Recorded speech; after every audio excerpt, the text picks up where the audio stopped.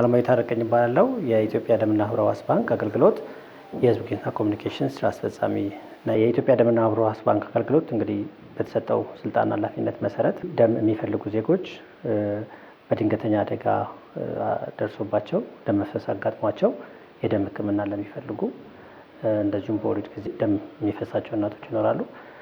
ለነሱ የሚሆን ለጨቅላ ህጻናቶች፣ ለካንሰር ህሙማን እና አጠቃላይ የደም ሕክምና የደም ማነስ የሚያስከትሉ የጤና ችግሮች ላይ ለዛ እንዲሆን ወይም የዛን ሕክምና ለሚፈልጉ ዜጎች ከበጎ ፈቃደኛ ዜጎች ደምን በማሰባሰብ በመመርመር ደህንነቱን በማረጋገጥ የደም ሕክምና ለሚፈልጉ ዜጎች ለሕክምና ተቋማቱ በማድረስ አገልግሎት እንሰጣለን ማለት ነው። የሚሰበሰበው ደም ሁሉ መጀመሪያ ኪክ የሆነ ቴስቶች አሉ፣ ምርመራዎች ይደረጉለትና ጤነኛ ሲሆን ነው መለገስ የሚቻለው። ከተለገሰም በኋላ ደግሞ በደም ውስጥ የሚተላለፉ በሽታዎች ሊኖሩ ስለሚችሉ ዘመናዊ ላቦራቶሪዎች አሉ። በእነዚያ ላቦራቶሪዎች አማካኝነት ጥልቅ የሆነ ምርመራዎች ይደረጉባቸውና በተለይ እንደ HIV፣ ሄፓታይተስ የመሳሰሉ የጤና ችግሮች አለመኖራቸው ከተረጋገጠ በኋላ ለሕክምና ተቋማቱ እንዲደርስ ደህንነቱን ጠብቆ እንዲደርስ ይደረጋል ማለት ነው። እና ወደ 11 ቲሞች አሉን በአዲስ አበባ ውስጥ። በክልልም ደግሞ ወደ 53 የደም ባንኮች ነው ያሉት እና በዚህ ሰዓት ደም እየተሰጠ ነው። በዓለም ጤና ድርጅት ስታንዳርድ መሰረት አንድ ሀገር ከሚገጥሙት አጠቃላይ የጤና ችግሮች ከሚገጥሙ አደጋዎች ምናምን አንጻር የሚያስፈልገው ደም ሀገሪቷ ከያዘችው ህዝብ 1% የሚሆነው ደም ለጋሽ መሆን አለበት እና ከዛ አንጻር እኛ ወደ 1 ሚሊዮን አካባቢ በአመት ማሰባሰብ መቻል አለብን በስታንዳርዱ መሰረት። ነገር ግን እኛ አሁን በአመት እያሰባሰብን ያለ ነው ወይም ማግኘት እየቻልን ያለ ነው ወደ 450 ገደማ ነው። ከዛ አልተሻገርንም እና ሁልጊዜም ደም በቂ ሆኖ አይገኝም።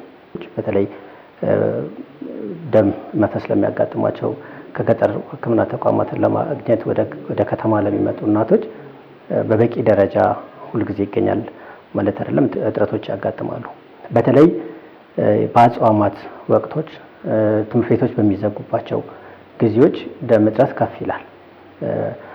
በአብዛኛው ደምና ህብረ ሕዋስ ላይ አብረው የሚሰሩ ስቴክሆልደሮች ወይም ደም በደንብ የሚገኘው ከተማሪዎች ነው ማለት ሃይስኩል፣ ዩኒቨርሲቲ ከሚገኙ ተማሪዎች በደንብ በጋራ ተሰብስበው የሚገኙ ስለሆኑና ወጣቶችም ስለሆኑ ነገሮችን ቶሎ ተቀብለው ስለሚያደርጉ እነሱ አካባቢ ደም በደንብ እናገኛለን። ከዛ የምናገኘው ኦልሞስት 50% የሚሆነው የምናገኘው ከእንደዚህ አካባቢዎች ነው እና እነዚህ ወጣቶች ትምህርት በሚዘጋበት ሰዓት ወደ ቤታቸው በሚገቡበት ሰዓት አናገኛቸው።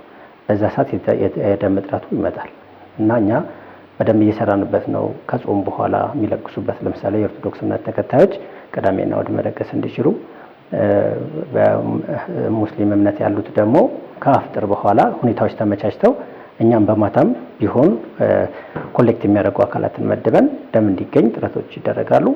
በዛ ወቅት ደግሞ ሌሎች እምነቶች ጾሙ የማይመለከታቸው ወይም የማይጾሙ ከሆነ ደግሞ በዛ ሰዓት ደም እጥረት እንደሚያጋጥም አደጋዎች አይቀንሱም። ሁልጊዜ ያላቸው ቁጥር አለ፣ አደጋዎች አሉ። ሰዎች መታመማቸው አይቀርም፣ ሆስፒታሎች ደም መፈለጋቸው አይቀርም፣ እኛ ጾም ላይ ነን ተብሎ አይቀርም እና እነዛ ማድረግ እንዲችሉ ደግሞ ሌሎች የእምነት ተቋማትንም እንደዚሁ በሃይማኖት ፎረም አማካኝነት ሰፊ ግንዛቤዎች እየፈጠረን እየሰራን ነው የምንገኘው ማለት ነው። ደም መለገስ ከስጦታ ሁልጊዜ የምንለው ነው። ከስጦታ ሁሉ የላቀ ስጦታ ነው። ምክንያቱም እኛ ደም ስንለግስ የምናድነው ህይወት ነው። ለአንድ ደቂቃ የሆነ ስሜት ሊሰማን ይችል ይሆናል። ለአንድ ደቂቃ በርዶ ሊሆን ይችላል ወይ የሆነ ስሜት ሰምቶ ሊሆን ይችላል። ነገር ግን ደም መለገስ ህይወት የሚያድን ትልቅ ሰብአዊ ስራ ስለሆነ ዜጎች በተለይ እጥረት የሚገጥሙን አካባቢዎች ጊዜ ተረድተው ወደ ተቋማችን ሁኔታዎችን አመቻችተው እንዲመጡ ጥሪ እናስተላልፋለን።